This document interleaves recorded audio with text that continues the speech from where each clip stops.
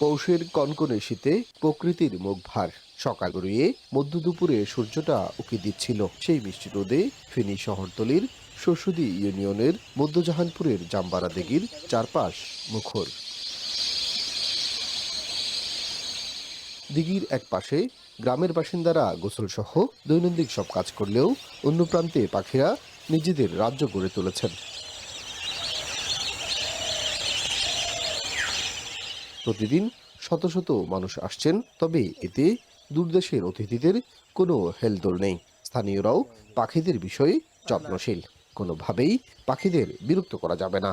গ্রামের সবাই মিলে এই দিঘিকে পাখিদের জন্য অভয়াশ্রম করে তুলেছেন।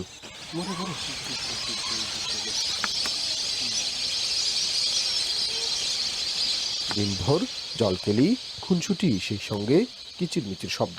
কখনো ঝাঁক বেঁধে নান্দনিক কসরতে ডানা মেলে নীল আকাশে উড়ে উড়ে। গ্রামবাসীর বিরক্ত করা তো দূরের কথা, অতিথিদের রেখেছেন পরম যত্নে, রক্ষা করেছেন শিকার থেকে।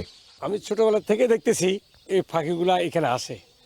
তো আগে কেউ কেউ শিকার করতো, কিন্তু আজ বেশ কিছু যাবার আমরা ইয়ং ম্যান যারা আছি এরা নিষেধ করি আর কি। নভেম্বর থেকে ফেব্রুয়ারি পর্যন্ত এখানে এই পাখিগুলো থাকে, আমরা কাউকে মারতে দিই না। শীতের মৌসুমে আসে, আবার গরমের মৌসুমে চলে যায়। আমাদের কাছে খুবই ভালো লাগে অতিথি পাখিগুলো দেখতে। পানকৌড়ি, বালিহাঁস, রাঙাময়ূরী, ছোট সরালি সহ কয়েক রকমের পরিযায়ী পাখির এ বিচরণ ক্ষেত্রটি ডিসেম্বরের শেষ দিক থেকেই শুরু হয়। শীতপ্রধান এলাকা থেকে আসা এসব অতিথি পাখি অনুকূল পরিবেশ আর প্রয়োজনীয় খাবার নিশ্চিত হয় আস্তানা গড়েন এই দিঘিতে।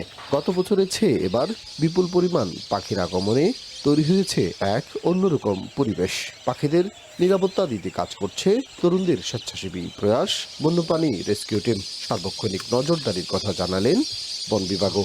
যেন কোনো মানুষ তাদেরকে ডিস্টার্ব না করে বা তাদের কোনো সমস্যা না হয়ে যায়, আমাদের বন বিভাগের পক্ষ থেকে আমরা নিয়মিত টহল প্রদান করছি। আমাদের এখানে একটা টহল দল আছে, পার্মানেন্টলি তাদের কাজ হলো বন্যপ্রাণী এবং বনদ্রব্য নিয়ন্ত্রণে কাজ করা। পরিযায়ী পাখি আসছে, সেটা হচ্ছে আহত পড়ে থাকলে বা হচ্ছে আপনার অসুস্থ অবস্থায় আমরা চিকিৎসা দিয়ে থাকি এবং সেটা আমরা রক্ষণাবেক্ষণে সহযোগিতা করে যাচ্ছি। মানুষকে সচেতন করার জন্য যথেষ্ট পরিমাণ প্রচার করতেছি। পাখিপ্রেমীরা বলছেন এই দিঘিতে প্রায় 10 প্রজাতির অতিথি পাখির আগমন ঘটেছে এবার। ডিসেম্বরের শেষ থেকে ফেব্রুয়ারি পর্যন্ত দিঘিটিতে অবস্থান করে এই পাখিগুলো। সুলাইমান ডালিম, এখন ফেনী।